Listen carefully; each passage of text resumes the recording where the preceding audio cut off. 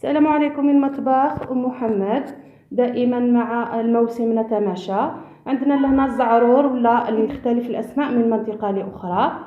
هاي ليك نعتها لكم في الشجرة. هاهي راح نديرو بها معجون لذيذ جدا ومفيد للأطفال.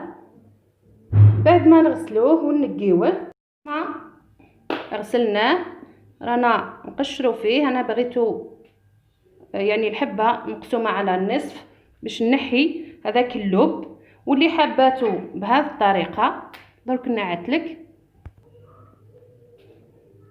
تخلي هذاك العود تاعها من الفوق وتبداي تقشري فيها. الا كان طايب مليح كي تلظي راح تخرج هذيك العلفه ولا النواه. الا ماشي طايب هاي ليك تستعيني بملعقه هاهي بهذا الشكل.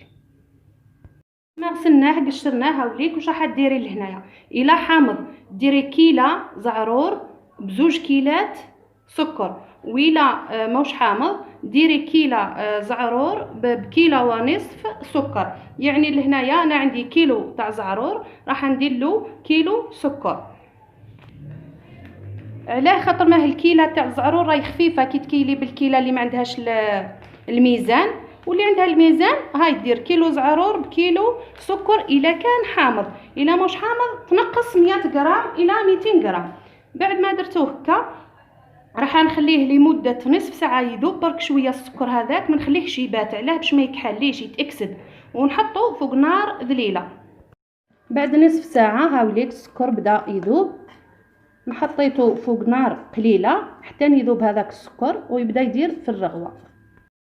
بعد ما مرت 20 دقيقه اي بدات تدير في الرغوه هذيك، تحاولي انك تنزعيها، واذا كانت النار قويه راح تروح الرغوه وحدها.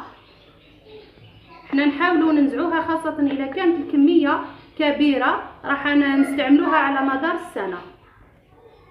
بعد ما تتنحى هذيك الرغوه وتشوفيه باللي تحصلتي على عسل خاثر هاهي والحبه طابت مع التحريك المستمر، صح بدون ما تفسدي الحبه الا ما كيش راح ترحيه.